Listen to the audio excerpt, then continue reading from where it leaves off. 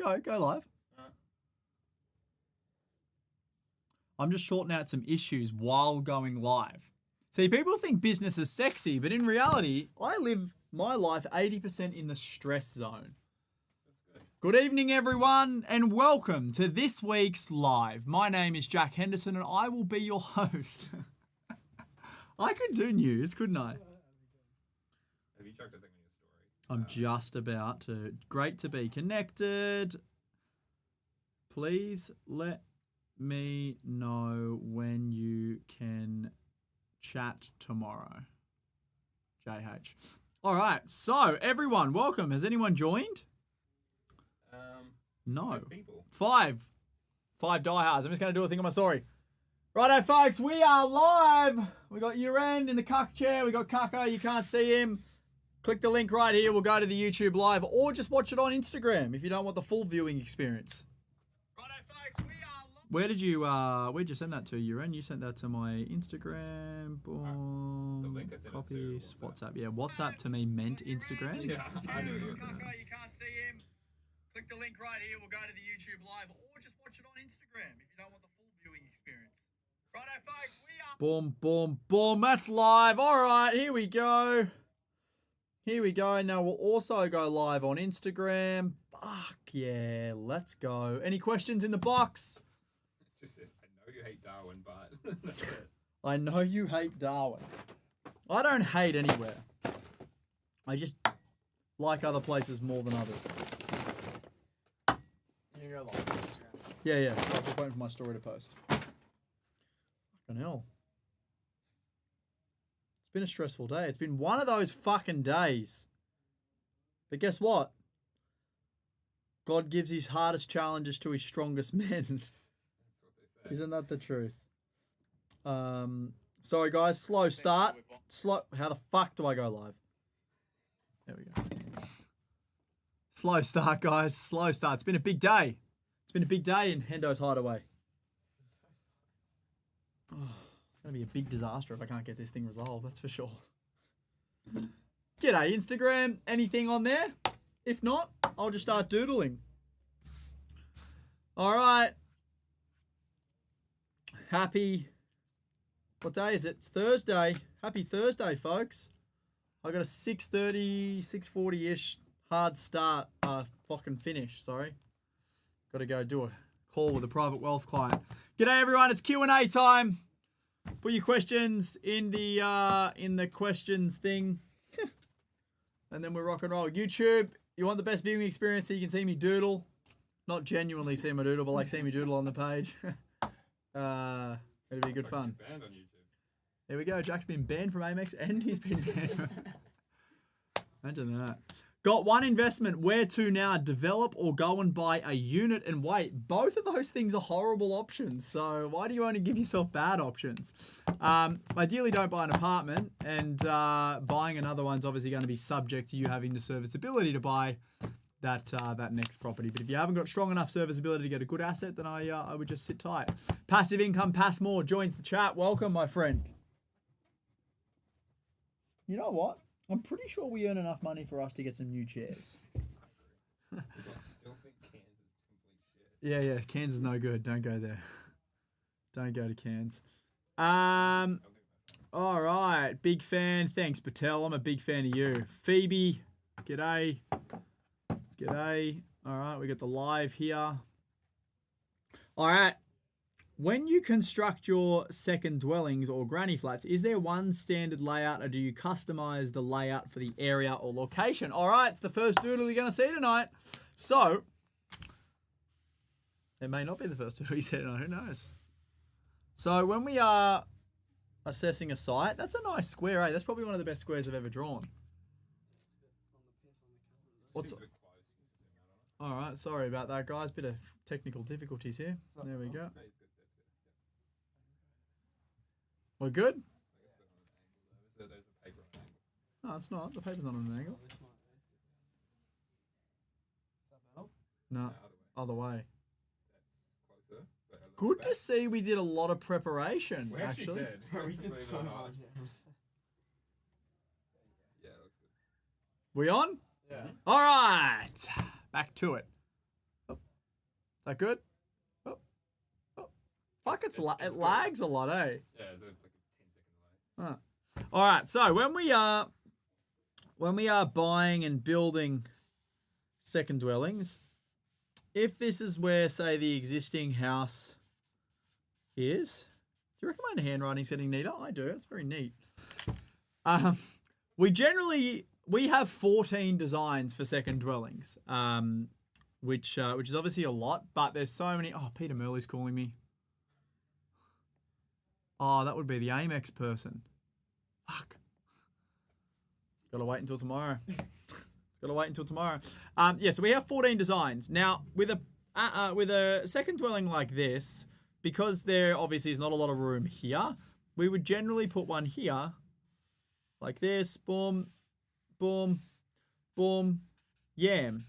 And then that would naturally have a floor plan that would probably be reflective of something like this, where you've got your 2 bedrooms, your bathroom and your laundry, and then in here you've got like a little something, and then the kitchen and fucking blah, blah, blah.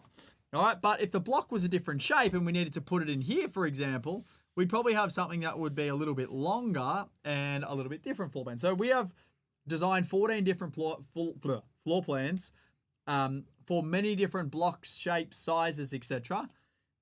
Because we want to be able to look at a site and have a design for that site. The design then goes on the site and we can get to it. Because every time you have to redesign something, you're starting from scratch, which means you then have to go and get pricing on every single design from your trades, and you never know what it's really going to cost. Whereas if you can have a set design, we know what it's going to cost for everything above the ground, and then the only variance is the in-ground stuff, which obviously you don't know until you get your geotech reports and your engineering done and all that jazz. So there you go. There is the answer to your question. We have different designs for different sites. Was the long, short answer to that. All right. So I have 1 residential and 2 commercials, and I have 1 residential and 2 commercials, and one of my commercials I rent for my business. Should I jack the rent to try and sell for a higher price? Josh Logan, that's a great question. The reality is, unless you sell it to a complete moron, they're going to know that it is above market rent. And when they exchange and they go, oh, no sound. What do you mean no sound? Oh, I'm going to, no, it's because, I got to rejoin. It's because someone tried to call me.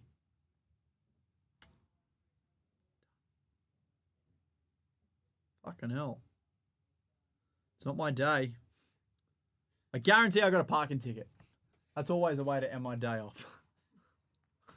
Would be your first one. Nah, that's right. The other day I left the office with a parking ticket. I was like, fucking hell, I'm sick of getting parking tickets. And then I got done for 20 over. Can you believe that shit? You could not write about it. I literally was driving out of here. I'm like, fucking hell, drove up, turned left, punched at the set of lights. Cop was like, I was like, oh, why do bad things happen to good people? You know, like, I'm out there. I'm doing my bit for society. Can you hear me now, Instagram? Yes? Yes? Very good. All right, yeah, so back to your... What? Ray just gone. That's awesome. Why is that awesome, Ray? The real Ray Gooden. The old fucking Goods. Too many people trying to impersonate him. Yeah. Fake Ray Gooden. The fake Ray Gooden. All right, so back to the thing. Josh Logan asks if he's got commercial property and he rents it off himself, can he just jack the rent up on that commercial property and then sell it for a higher price? Because if a property sells at a 5% cap rate, obviously if the rent is higher, that means the property's worth more money. And my answer to that is yes, if you sell it to a moron, that can potentially be something that is possible. But if you sell it to someone who is cluey, they understand what the rough square meter rates are for, you know, whatever it is that you're selling in that location. They understand to do the due diligence into who the tenant is, you know, how long they've been paying the rent that they've been paying, and whether or not it's market rent. And then you've also got to get through another hurdle, which is when the buyer buys it, if they're using finance, then they're going to have a valuer go through. The valuer is going to tell them how much that should rent for. And your plan probably won't work. So you can try it, but it won't work. And then what will also happen is you're going to lock yourself into a lease that, we got another client signed. Welcome to Henderson. Rusty Mud says, I have a PPOR and 2 investment properties. Should I sell one of my... This is a good question, Rusty Mud. So, the Mudster. What I'm going to focus on today is having some of the neatest drawing that I've ever had. So the Mudster has 1 house. So far, it is relatively neat, this. And 2 huts. I have 2 investment huts. So Rusty has 2 investment properties, and let's say that old Rusto's investments are worth $1 million a piece. And against him, he's got 500 smacks of debt against both. So he's got $2 million worth of... Yuck. He's got $2 million worth of investment assets, and he's got an owner-occupier property. You like that? That was nice, huh? And let's say that Rusty's fucking house is worth $1.5 million, all right? And Rusty has... And let's say that Rusty's got 400 smacks of debt against it. Okay, so the first thing that I would work out is old Rustos. How many years is it going to take him to pay the $400,000 off? This is what I would work out. And whatever that amount of time is, how much interest will he pay on the $400,000 over that period of time? Okay, so this is a very important calculation to work out whether it's worthwhile selling this down or not. So let's say that it's going to take Rusty another 10 years to pay off that 400 grand because he's going to pay down roughly $40,000 of principal per annum. And over the next 10 years, he's going to pay, let's say, $150,000 worth of interest. And let's say this is the back end of the loan period, so he's paid the vast majority of the interest up front. So he's going to pay back $150,000 of interest over the next 10 years, which means if he was to pay off this $400,000 tomorrow, he's going to save $150,000 of future interest. Okay, so that's essentially your saving if you pay it off today. Now, what you then have to work out is if you sell down one of these investments, you are then going to pay... You're going to pay selling fees on the investment, which are not, they're not a new cost. You will pay them eventually, but you are going to pay them more than once because if you hold this property to the end versus selling it down and buying another one that you will then have to resell, you might pay more selling fees up front now, and obviously you're going to pay capital gains tax, which again, you will have to pay one day, but you are going to pay capital gains tax now, and then you are also going to have stamp duty to buy another asset. So you have to work out what is the cost in selling these properties down, and then is the cost to sell and rebuy this asset less than the money that I will save by doing this? So for example, if you sold one down, like I said, they're worth $1 million, you got $500,000 worth of debt on them. Let's pretend that you get $500,000 worth of money out of them. That $500,000 goes over here and you pay off this $400,000. You're then left with 100 grand and you got no debt against this now. Then you debt recycle off the owner-occupier property and go and buy more investments. You've now got no repayment here, which we said was $40,000 per annum. So that's saving you about $800 a week. So you've got that $800 a week in cash flow back. And now you can go and buy more and more investments. And if it's structured correctly, you can generally grow a much larger portfolio. But if this debt was really small, for example, and you weren't going to save all that much interest of paying it off early, or by selling one of the investment properties down, it wasn't actually going to clear 100% of the debt, then it's probably not a worthwhile thing to do. But on the flip side, if it is, then it can be very advantageous. So there you go. Do you like that? I like that. And I'm sure Rusty liked that.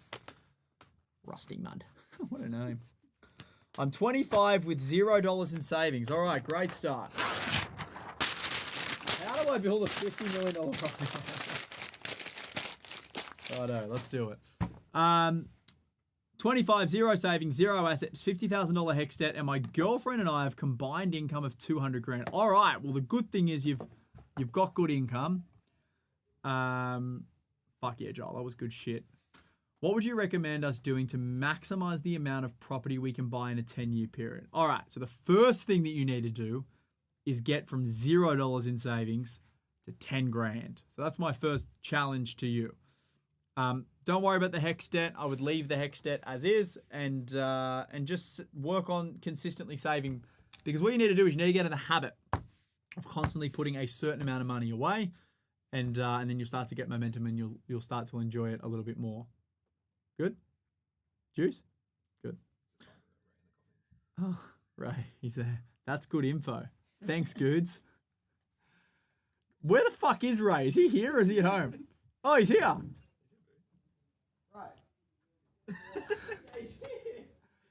He's contributing a lot. Yeah, Ray, you're a good man. So yeah, anyway, how do we take you up on your defense offer? You book a call, go to the link on the ad or in my bio on Instagram, book a call, and my team will run you through it. But back to this, man. You need to get into a consistent savings habit, and then obviously that's how you go and buy your first property. Ideally, use the first home buyer incentives to get into your first property, and then off the back of that, you can continue to leverage and do more. But don't get too many steps ahead. Just focus on the first thing. Save. Work out what deposit you need first. Thoughts on investing in Ballina or the Northern Rivers area? So, I mean, they're good. They're good areas. You'll do well out of them long term, and you want to buy a house there. Knew nothing about property, bought an investment in Darwin 12 months ago before I stumbled across this guy, up 14% in net ROI, but nervous. How do you recommend digging out of holes like this? Well, you're not digging yourself out of any hole. Fortunately, you've made some money. I just know lots more people that have lost money in Darwin than made money. Look, the reality is just because I wouldn't buy there or I wouldn't invest in it doesn't mean no one will and no one, won't make money there. It's just my personal opinion and how I invest. So it's not, don't take it as gospel. But you want to understand, like, if you hold a property in Darwin for the next 15 or 20 years, like, what are the prospects of Darwin, for example? Like, where is the growth currently coming from? Is it owner-occupiers? Is it investors? How long is it going to last? What happens if it is dominated by investors and then investors stop buying? Does that mean the growth will stop? And if you continue to hold the property, you will not get any more growth. So they're the things you want to look at. Georgie boy. Jack, I need your help releasing $500,000 in equity due to serviceability. Email me, jack@henderson.com.au, and I'll introduce you to my finance team and see if we can help. Just pulled out $830,000 in equity, better lending capacity. Where do I go next? $600,000 of income. Well, if you use that $830,000, another good diagram to draw here. And that's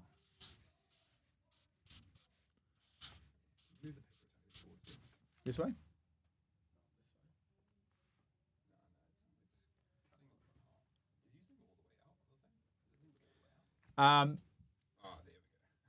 The juice. All right. Sorry, we had a few technical difficulties there, folks. So this is the scenario here. So this is the man, and he's just pulled out $830,000 in equity. But if he uses that $830 to go buy another property, he can't lend any more money, which means that's the only money he has for the purchase. So he's probably buying something in the mid-sevens plus stamp duty, etc.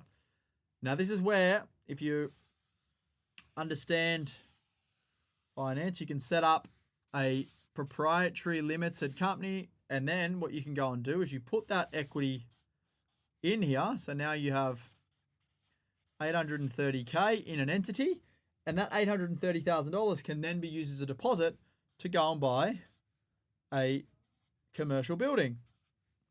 And that looks like a spaceship. Or a brick. It looks like a brick, doesn't it?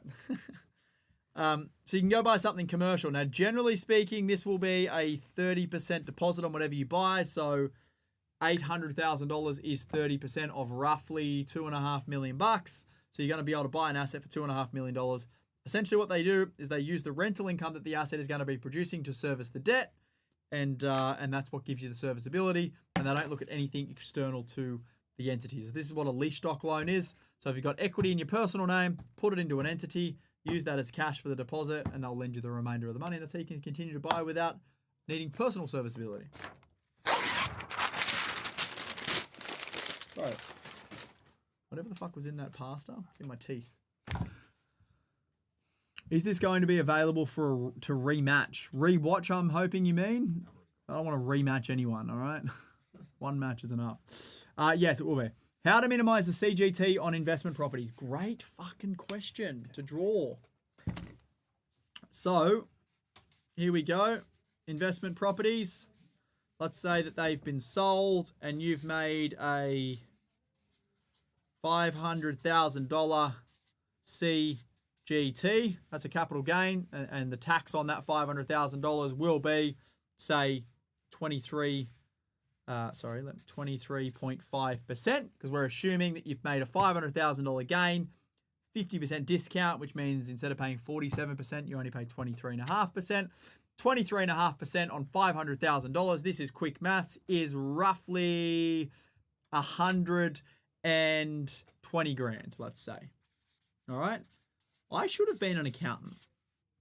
I was working out numbers in my head faster than Davey today. What do you think? They shouldn't have been an illustrator. Definitely. Well, that's, fuck. Okay, so you're going to pay $120,000 tax on $500,000 of gain, okay? So you want to minimize the $120 of tax that you can pay. So there's a few ways to do that. Way number one, and the most common way, and this is not financial advice because I'm not a financial advisor. I'm just a high school dropout, all right? So what you can do is to minimize your tax, you can contribute into your super fund, okay? Now, your balance, to go back, you can do the 5-year concessional contributions, needs to be under $500,000 for this to work. And essentially what you can do is you can go back 5 years. So what are we in now? It's 2026. You can go back to 2021 and essentially top up any of the super that you didn't pay in that year to the max you could have topped up. Now let's assume that you and your partner, and you both have super, and let's say that you both, this gain is attributed to both of you as well. And let's say over the last 5 years inside of your super fund, you only paid, let's say that you only paid 50% of what you could have paid in. So, 5 years ago, it would have been roughly 25 grand you could have contributed. Then, you only paid 12,500 into super, etc. So you've probably got 5 years worth of contributions each at, say, $12,000 per year, which means you've probably got $60,000 of super that you can contribute each into your super fund. So you can contribute in, bang, 60 each, which would be $120,000 super contribution. That would come out of this $500,000. The money would go into super. You do pay 15% tax when it goes into your super fund. And then all of a sudden you've brought your $500,000 gain down to $380,000. And that means you then only pay the 23.5% tax on the $380,000, which brings your tax bill down. So that's the most common way, is your top-up contributions into your super fund, go back 5 years, but your balance has to be under $500,000 to make that happen. Another way that you can minimize your capital gains tax is to wash up any old losses. So for example, if you'd sold assets in the past and lost money, you're probably still holding those losses and you can offset them against new gains. And I'm assuming it's just a passive asset, so you can't really roll it forward like you can with an active asset. But they're the two most common ways. So contributing into super is the best because you're essentially moving money from here and actually investing it, because it's going into your super fund, and then you get a deduction in your personal name. Cool. Oh, fuck. Remember, I'm not a fucking tax advisor or a super specialist, all right? I'm just a fancy grader operator. Hi, Jack. Do you manage all of your insurances, rates, etc. for all your properties, or do you use a system? I use a thing called a property manager. They do all that stuff for me. I still pay some of my own bills personally, or my team does, but yeah, my property manager, pays all the bills, which happens to be my company.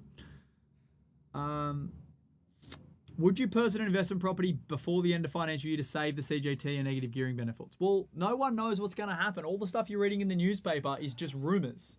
There's a good chance they don't even change capital gains tax on negative gearing. It's just what people are saying could happen. So don't ever make decisions based on things that may or may not happen. Obviously, once it comes out in May 8 or whenever the budget release, I think it's May 8, sure, you can make the decision after that. But before then, the reality is who knows. And the negative gearing they're talking about as well is going to be capped to 2 investment properties, which means you can buy 2 investment properties and negative gearing. But again, nothing's confirmed.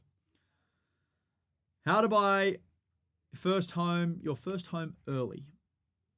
I'm not sure what you mean by how to buy your first home early, but I'm assuming what you mean is buy it as soon as you turn 18. So let me just use me as an example. Fuck, that's a terrible drawing. I was like an alien. So I was 15 when I bought my first property. I was 15 when I started saving for my first property.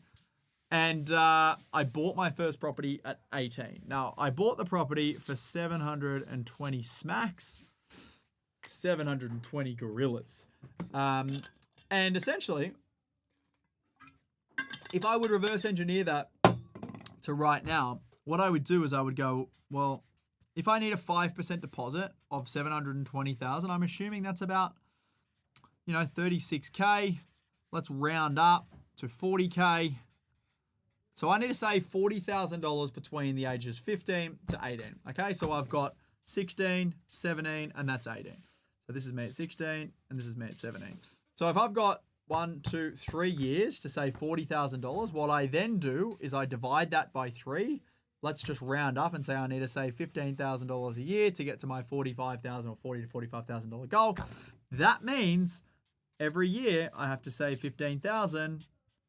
Oh, and that means every week I need to save $300. And all of a sudden I now have a house deposit at 18. Now I know that is a very basic thing, but that is literally how you do it. You have 3 years to get to this goal, break the goal down into bite-sized chunks, and then you start saving your money. Now, ideally, you live at home, you have no expenses, you don't, do stupid stuff, and then you go buy your first property, and then, you continue to do cool shit. All right, so that's what I did, and if I was doing it again right now, that's what I'd do. All right. Are there any downsides for opting for lender who provide you with LMI waiver exempts in duty or profession? No, there's no downsides at all. I don't believe, and it's very common. Like if you're a medico or you're a lawyer or you're an accountant, like some lenders give you exemptions for low deposit, no LMI, and I think you should take advantage of those. I know I would if I was in that position. 2 older style units, Evans Head, 1 house, Tweed Heads. Renovate Evans units and then build Granny Flat or Tweed or buy again. So generally what I say to do, I'll do it on this page as well, is so we've got 2, 3, 4, 5. We got 5 stages to our investment philosophy. So here is accumulation, acceleration, that should be acceleration, incubation, consolidation, and evolution. Now, essentially what this means is get some assets so they can grow, add value and increase the rental yield to those assets so they can pay for themselves and they give you the equity. Hold those assets so they can grow in the marketplace, ideally decrease your debt and lower your loan to value ratio. Sell those assets down and eliminate your debt and free up your capital and unfortunately pay a little bit of tax, and then roll them into cash flow producing assets. So if you can continue to buy properties during this period, I would continue to do that. Now, what I mean by buy properties, that means you have the serviceability to buy properties and you have the personal cash flow to afford to hold those properties. So in this scenario, you've got the apartments, you've got the house and all the rest of it. You want to continue to grow, right? Because if you can add more assets to your portfolio to grow your asset base, as they grow through the market, it's going to be growing on a higher asset base, which means you're going to be making more money. Now, when you get to the acceleration phase, assuming that you've bought assets and now you cap your serviceability from a buying point of view, then you can go back to all these assets, renovate them, add second dwellings to them, because you need less money to that, you need less serviceability to do that, and they will make them rent for more money, so your cash flow should be better, and you'll also make them better assets. And then you obviously go through this page where you literally just hold them, and then this is when we do the sell down and roll into cash flow. So essentially, if we're talking about this, I would buy as fast as I could, and then I would go back and accelerate them versus buying and accelerating if you don't need to do that.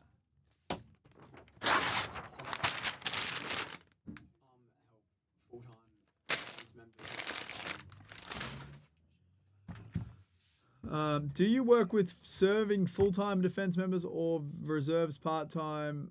More benefits for full-time members. Seen some of your ads targeting defense members. Well, we serve anyone, but you need to have serviceability to buy property. That's the big thing. And the reason I'm running those ads now, it's not just defense, we've got lots of different niches, is because I just looked at our existing client base and we have a lot of defense members. A lot of people have had medically, they've been medically paid out or discharged and they've got lots of money and they don't know what to do with it, or, they earn really good money and they want to grow their wealth. So in short, you need to have an income to be able to use this.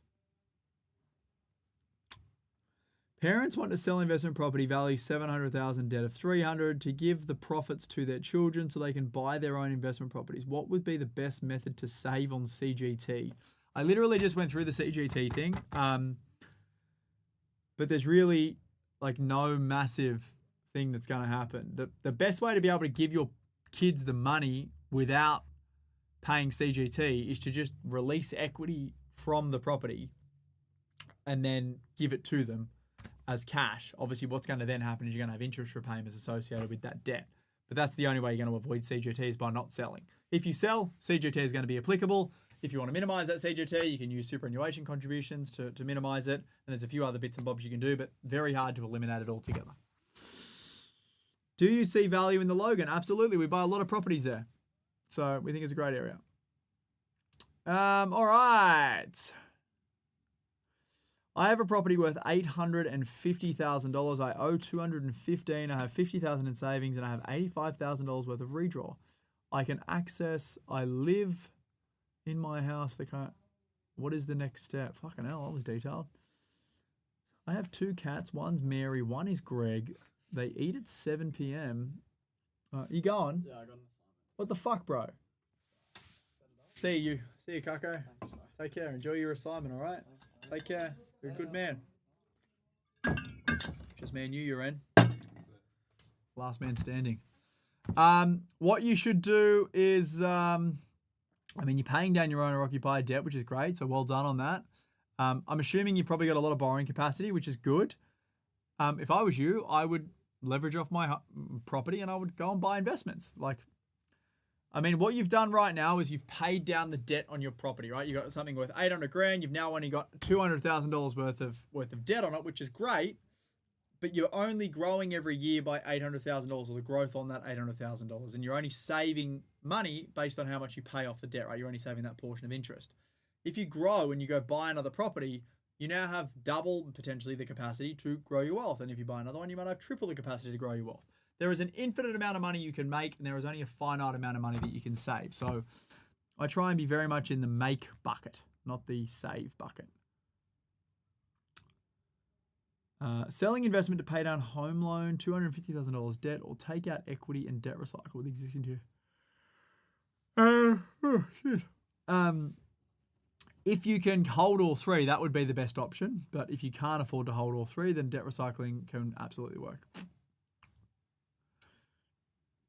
How long does it take to use the YAM strategy from purchasing a property to developing and renovating? So we usually say allow 9 months, and that is for finding the property, 3 months to find and settle, 3 months for approvals, 3 months to build and construct. So 9 months total. Can be sooner, but we always say 9 months. All right. Fucking hell. Alrighty, back to YouTube. Here we go. What is the ideal first property to set you up for your second property? Would you add value and sell or keep the first? I would definitely keep the first, and that is exactly what I did. The first goes to the second. So here, let me show you these two things. So this is the what am I going to call this? I'm going to call this I don't know what I'm going to call it. All right. Anyway, so this is me when I started, 18, property 1, and this is me now. Let's just say I'm 30 and 60 now. So, all right. What has happened over this period of time and over this period of time is the first property has led to the second property. The second property has led to the third property. The third property has led to the fourth property, fifth property, etc., etc. Okay? But the only reason that has happened is because I've slowly made more and more money over this period of time. So having growth in the properties is one piece of the puzzle. Obviously, you get equity in the first one. You can then use that equity to buy the second one. But now you have 2 properties, 2 loans, and they're probably not paying for themselves. Then the first 2 get the third. The first 3 get the fourth. The first 4th get the 5th, and so on. But that'll never happen unless you continue to increase your income over time. That's the key. So buying 1 and 2 and 3 and 4, if you want to do it quickly, means you need to accelerate your income as fast as possible, which generally is like being in a sales-based role, running your own business, whatever it is. You can do it much slower over a longer period of time. You don't have to increase your income as aggressively. But if you want to do it really quick, like, I've done this in, say, 12 years, 11 or 12 years, you need to increase income and then use the equity from the properties, and then increase income, use the equity, increase income, use the equity. That's the key. And if you don't do those two things side by side, it is very hard to grow. Nice. That was aggressive, wasn't it? Ah, yes. Sorry. My first time. Cool, that's done. When does it start to make sense rentvesting? Just bought a Bellevue Hill with a 5% deposit just to get in the market, but want to start thinking about the next one and start rentvesting. Your question wasn't boring, I'm just tired. When does it make a when should you start doing it? So I'm assuming if you've bought a property in Bellevue Hill with a 5% deposit, you've probably got a relatively high mortgage. Which means your mortgage repayments are probably greater than what it would cost you to rent your property off yourself. Now, the way to work it out is to go, well, what would it cost me to rent the same property? Probably $900 a week, $1,000 a week, whatever it is for a little apartment in Bellevue Hill. And what are my mortgage repayments? Not the principal and interest, just the interest, because the principal is not deductible. Now, if you were to move out of that property, you were to rent it for the $1,000 a week. Fuck, let me draw this. So let's say that you're getting $1,000 a week in rent, and it's costing you $1,500 a week in interest and expenses. And that means over 12 months, it's going to be $25,000 out of pocket. That $25,000 then becomes a deduction against your personal income. And let's say that you earn 250 grand a year. That 25,000 comes off the 250, and you essentially get 12,500 of this back in your tax return. Okay, so it's only cost you $12,500 to own this property. Now, you then have to look at, well, if that's what the number's going to look like, it's going to cost me $12,500 to own this, whatever it is, $1 million property. What are you then going to go and rent? Because you have to go rent somewhere generally cheaper than what you are paying, or what your property is renting for, to make sense, to make financial sense. Or you need to rent somewhere a lot more expensive, but you also should be able to afford to buy the same property. And the delta then is, well, if I was to buy it, it would cost me $5,000 a week, but by renting it, it's only costing me $2,000 a week. And that $3,000 delta is what you then go and invest. So rentvesting doesn't really make much sense if you're going to go rent something similar to what you live in. You have to generally move up the food chain. Hope that made sense. I have $250,000 in the bank and make around 180 grand a year. What should I do? You definitely shouldn't keep it in the bank, that's for sure. Because what happens every single year is you've got your 250K, and at the start of the year, this is the start of 2026, and this is the start of 27. It's actually worth less over this period of time because of inflation, right? So if you keep money in the bank, sure, you continue to save and add to it so it feels like you're getting richer, but that same amount of money buys you less at the end of the year. So that's why it should go into assets. And then over that same period of time, the assets grow in value, which, some of it is real growth through supply and demand, but a lot of it is just inflation making the properties worth more, which means, you're keeping up with the times, where in this scenario, your 250 is going to be worth less at the end of that year. So that's why you want to move cash into assets, let assets grow in value. And sure, you want to have some cash sitting in the bank because you need money to live and all the rest of it. You don't want to keep it all in the bank, that's for sure. Advice on manufacturing equity pathway in ACT. I don't know a huge amount about the ACT. Okay, hell. I own 3 properties in personal name, looking to buy a 4th. When should we start looking in trust or business names? It depends on who you are, how much money you make, whether you run your own company. If you run your own company, I probably wouldn't be buying. Joel told me not to talk or less scrunch, so I probably wouldn't be buying properties in my personal name if I run a company, because you want protection with your assets and you want to be able to hold them in a tax effective structure where you can move money from a company to another company. The variable is how much you make, whether you run a company or not, and that's obviously comes down to structuring. As if I have a mate with the exact same goals as me and we double our deployable cash and borrowing power, should we go in together? Oh, it's because I had pasta before this. Should we go in together or no? So the thing with doing things with other people, and like I've done this before. I've invested with a lot of different people at different points in time, bought things with people with the right ideas, and then over the period of time you're invested, they change. So I've literally just exited out of 2 things that I owned with other people right now. One got sold completely and one I'm buying the other partner out. The thing you need to think about is right now your life is what it is. You both have the same goals and aspirations, but like lots can change in 12, 24, 36 months. And, if you're tied in with someone, you want to know up front what the exit strategy is. That's the big thing.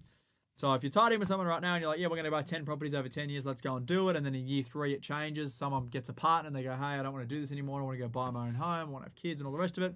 You need to know what happens with the assets between, years 1 to 3 that you've bought together.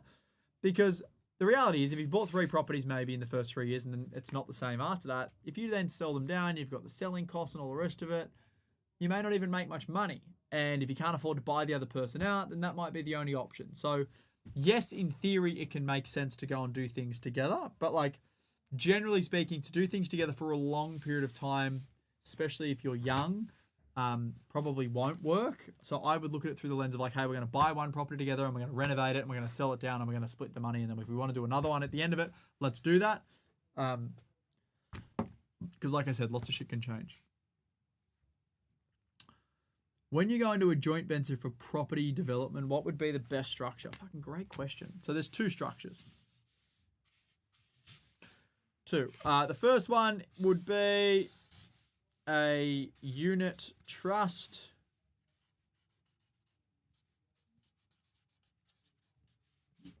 A unit trust, and the second one would be a proprietary limited company. Okay?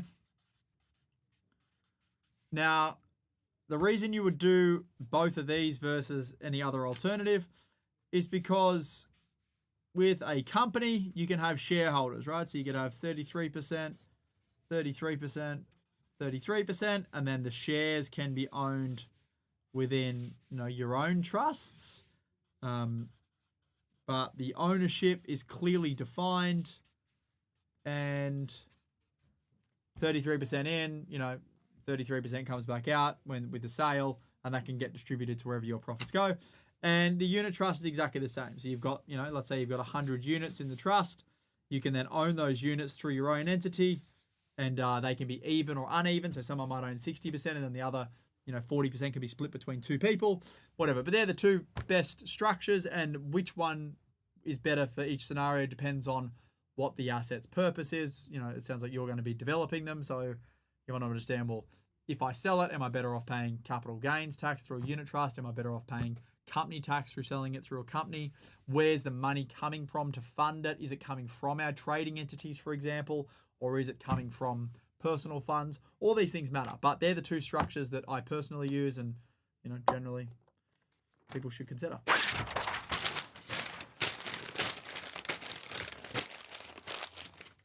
Yeah.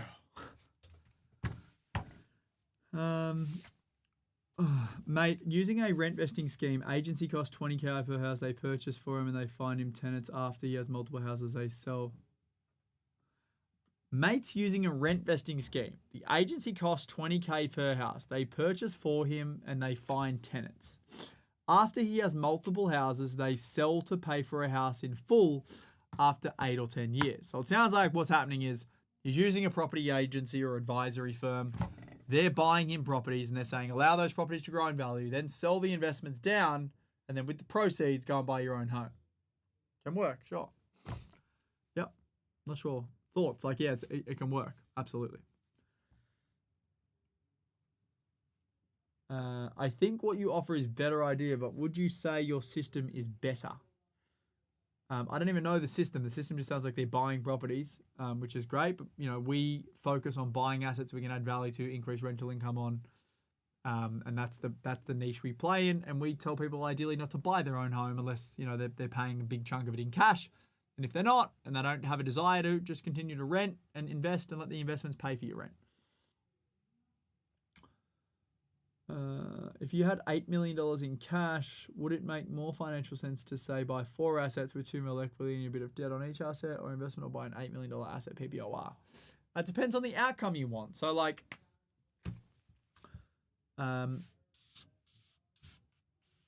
oh, that's a bag of money right there. That's fucking pretty good, huh? You see that? So you got 2 options.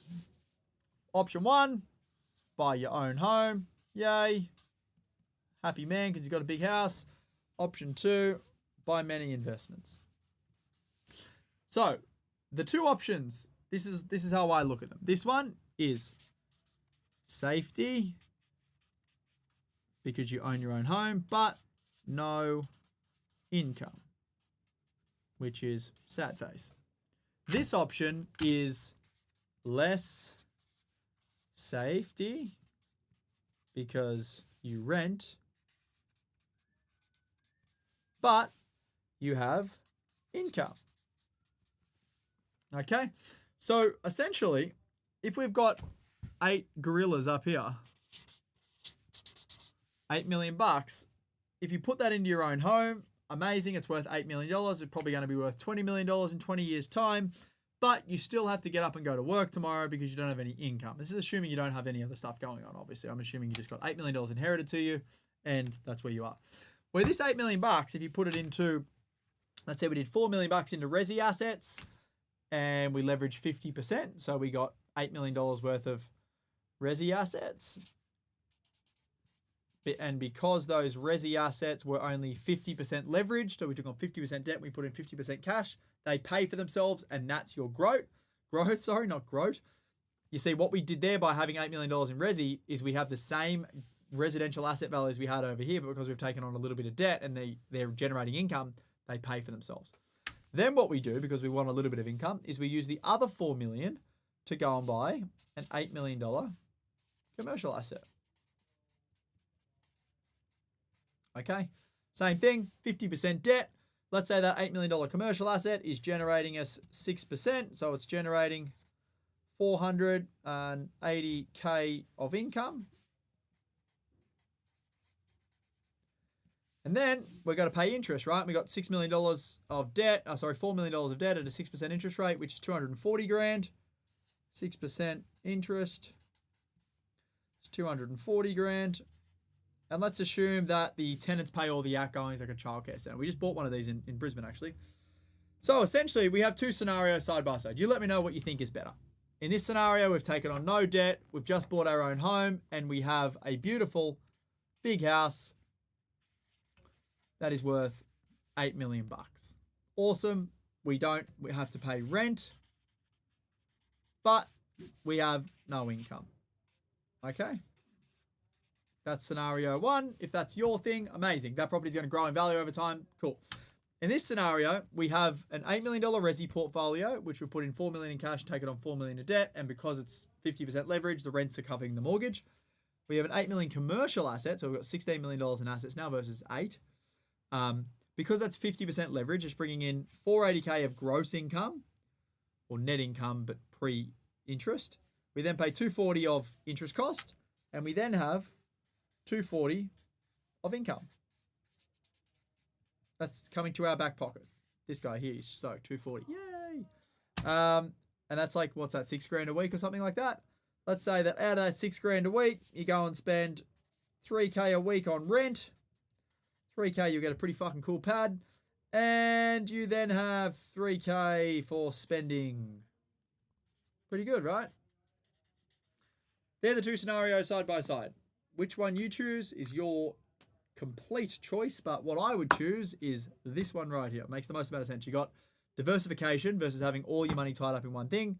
You've got the money tied up in this, multiple different assets, 4 resis, 1 commercial, that's 5 assets total.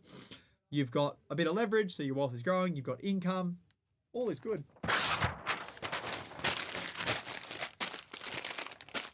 All is good. Yeah, probably got 10 more minutes. All right. Cool. 1.2 mil approval, purchase ready to go on Gold Coast, looking for a positively geared purchase. You are not finding a positively geared purchase for $1.2 million in Gold Coast, that's for sure. If you buy a house, you'll probably get a 4% yield. You'll have to do a YAM on it, but you won't find an established YAM site or second dwelling site with 1.2 mil. Or you could potentially buy an apartment, short-term accommodation, but yeah, I wouldn't do that. You're unlikely to get a positively geared property for 1.2 mil. Especially if you're borrowing 105% being stamp duty and deposit as equity. If I have the option to subdivide, do you recommend I do, or should I just simply build a second dwelling without subdividing? So you have to work out like what the property is worth. Like what is it worth right now as is? What is it worth if I subdivide? So what's the existing asset worth? And then what's the new block of land worth? Is it more or less than what it would cost me to subdivide it plus the existing asset, or if I lose any value there? And what is the outcome you want? Do you want income from the site? Do you want capital? Like it's there's a few variables there, but that is how I would make the decision. If I've where are we? First home, turned investment, renting roughly $300,000 of available equity. Meeting tonight with broker, looking to maximize the use of the 300 can to really ramp things up. Business still growing. Amazing. Does your company assist with structuring and future property planning? Yes, absolutely. That's the whole purpose of our strategy the whole purpose of our service, is strategy, structuring, the advisory and advocacy piece, which is obviously buying the assets, construction and the management of that, value add, and then we have asset management on the back end, and we have finance on the front end. Owner-occupied property worth 1.4 mil with 1 mil loan.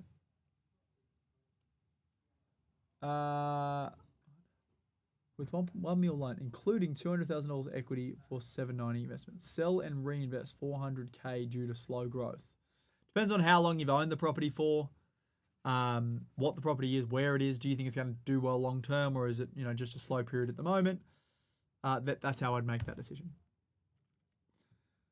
If you own 4 investment properties with trust structures, how does one insure the properties against death, etc., so the IPs remain within the family? Well, I'm not an insurance person, but I'm assuming you get life insurance if you die, and the life insurance ideally would be as much, if not more, than what all the debt is on the properties. I earn 110 grand in my full-time role and have PM marketing agency. I want to transition to full-time in the agency. Will this affect me buying my first home? Yes, it will, or it depends on how long the agency's been running for and how profitable it is. But one thing I can tell you is if you move into the agency and that agency does extremely well, you will make a significant amount more money in the business, and you're going to be able to grow much larger wealth long term than worrying about buying a first home in the short term. Cool. Any more questions on YouTube? If not, I'm going to bounce. I've got to do a client call. Can you go through company profits going to holding company to avoid top up? Yeah, sure. So essentially, this is my structure. PTY, this one is called Future Property Co. Okay, so this is where all the money comes into. This is like a main trading entity. I've got lots of trading entities. So this one is Endeavour Build. This one is Henderson Asset Management. Right, so these are all trading companies. Now up here, I have Henderson Holdco. Okay, so this is Henderson Holdco that owns the shares of all of those properties. Now, what a lot of people do is they have their shares of their company held within a trust structure. Okay, I am different to that, and it is going to be. This will become way more popular in the future if they start to fuck around with how they tax trusts and capital gains tax and stuff like that. So this is Holdco. All the trading entities are owned by Holdco.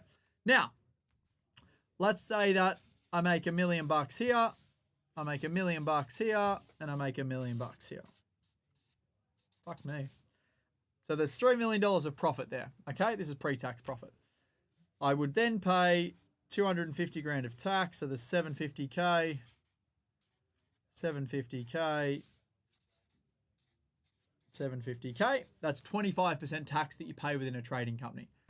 Now I can push the 750, all of them, up into the holding company, which gives me 2.25 million. And there's no more tax payable on this because this holdco is classed as a base rate entity because it owns more than 10% of an actively trading company. So these are actively trading companies and the holdco owns shares in them. And if it owns more than 10%, that's now classified as a base rate entity. So if this was a bucket company, meaning there was a trust that sat between them. So this was a trust. And then the company was a bucket company of that trust. You would pay a 5% top-up tax because it's no longer classified as a base rate entity. It's classified as a bucket company or an investment company. And that investment company pays 30% tax, which means, you know, I would pay 5% more tax on all of these things, which would be $150,000 more tax, okay? Obviously, you can see how that compounds over time.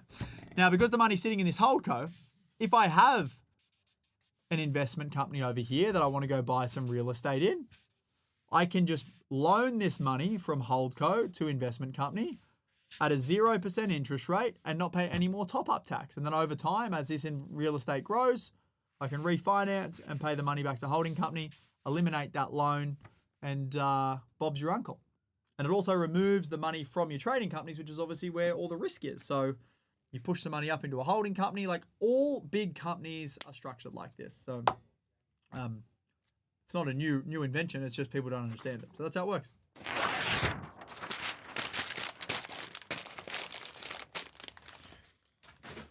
Oh, fuck, we go through a bit of paper, eh? Thoughts on buying in Melbourne right now? It's okay. Why units in Toorak so cheap? Because no one fucking wants them. Investment in Ipswich, paid 650, 850 current value. Yes, yam it up in Ipswich. Cracker, we do a lot of them there.